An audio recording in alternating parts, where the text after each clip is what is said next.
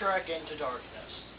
I saw the movie a few days ago, and unlike my other ones, I decided to let them sit in my head for a few days before I made this video.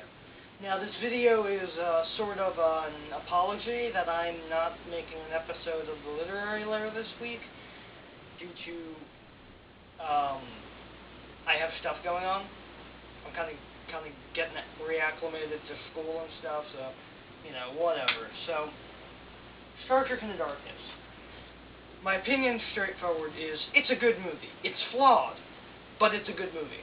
Now, I think the main problem with the movie is that the effects they're flashy, and the lens flare nearly blinded me in some parts.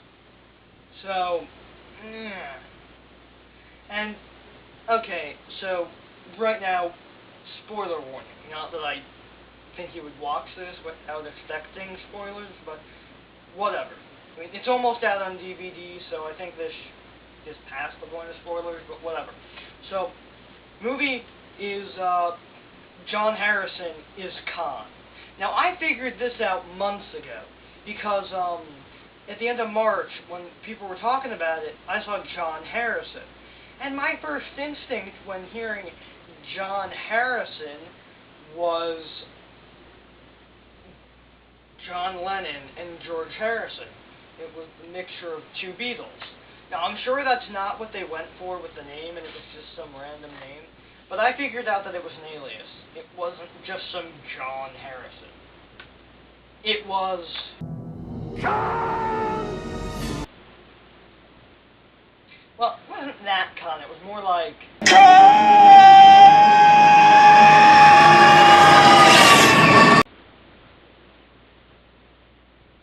yeah. So, anyway. Yeah, Khan. Benedict Cumberbatch played Khan Noonien Singh. And this movie, while not Wrath of Khan, did a pretty good job. And, you know, solid story. It mixed Space Seed and Wrath of Khan together, although with a lot less of death, I guess. So, basically, the movie starts out, and they're on some sort of pre-warp planet for some odd reason, and they stop a volcano from exploding that would kill everyone, which is good, but it broke the Prime Directive. And Pike is pissed off at Kirk because he flew the Enterprise out of the ocean, and now the alien race worships the Enterprise. So, not good.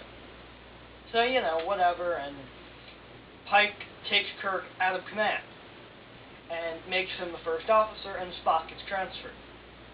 Meanwhile, Mickey Smith has a daughter who's sick, and Khan blackmails him by giving him the cure, which is some of his super blood. But the downside is that he has to kill himself and perform a terrorist attack.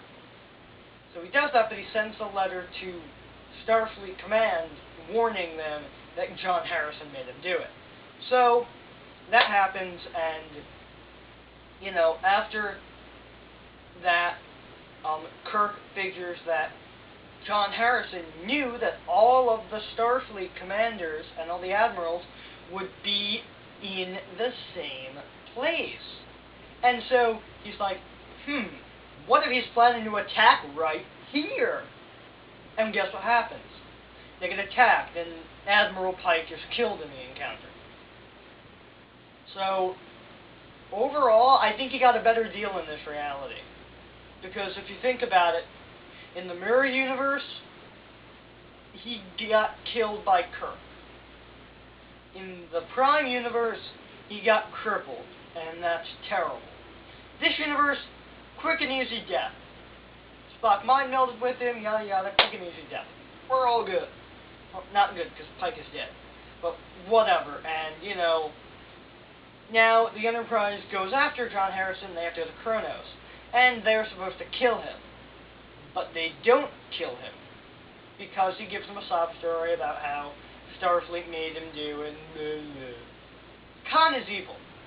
So, they get to the ship, and they find Carol Marcus, who has no reason being in this movie except for the sex appeal and the fact that she was in the original Wrath of Khan.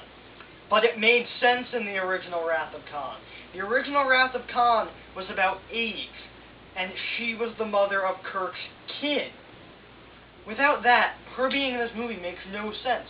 It could have been any other person. Really, because she doesn't really do all that much. It could have been anyone. And her dad's an admiral, apparently. I guess it was different in this reality. I don't know why.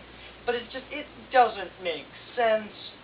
Because, I mean, Carol Marcus in the Prime reality was... I'm not sure if this is exactly canon, because it was in a book. It was in Star Trek Inception, which is a book I read. And Kirk and Carol had the kid. She didn't tell him that she was pregnant because she didn't want Kirk to be the father because he'd go off in space, and what if he died or something? You know, and so she kept it a secret, and David grew up hating Kirk. And then in Wrath of Khan, he found out he was his dad, and it was all happy. And then he got killed in the next movie. But, well, I'm not talking about that right now. So, yeah. And then, oh my god, I know I haven't finished the story yet, but god damn it, transporters can get you if you're moving. People have been if you can transport yourself onto a moving thing, why can't you transport a moving thing?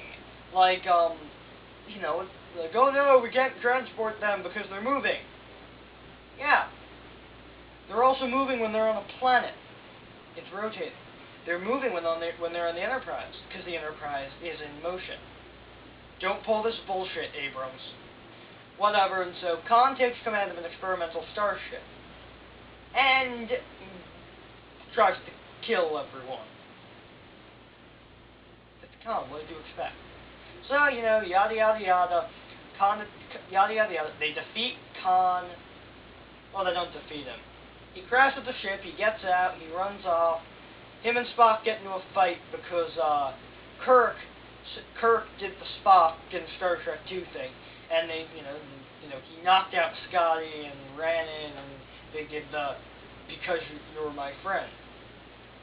Oh, and before that, because this is like the cameoist of cameos, Leonard Nimoy reprised his role as the normal Spock and warned them about Khan. Now, if you're just going to warn them about Khan, why not warn them about all the other possible things that could happen? Like, for example, Guardian of Forever, the Gorn, the Mirror Universe, the list goes up. Oh, the whales.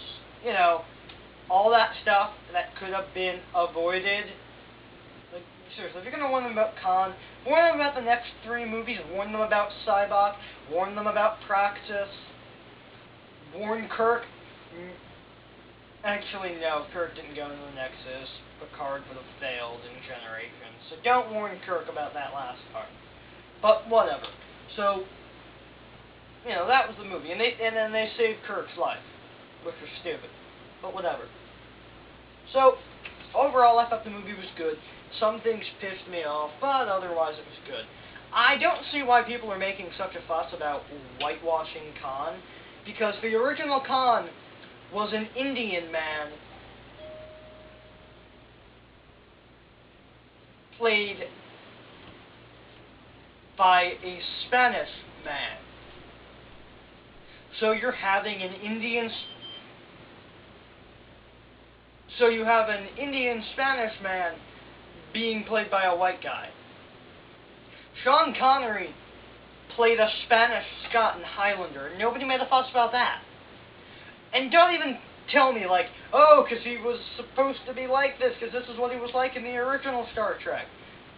Yeah. Shatner doesn't look like Chris Pine. Rather, Pine doesn't look like Shatner. Quinto does look like, Nimoy in some ways, and Carl Urban, I mean, God, that was funny. Come on. Don't try to play the race card. Cumberbatch did a fantastic job. So overall, those were my thoughts. Yeah, Star Trek Into Darkness was okay.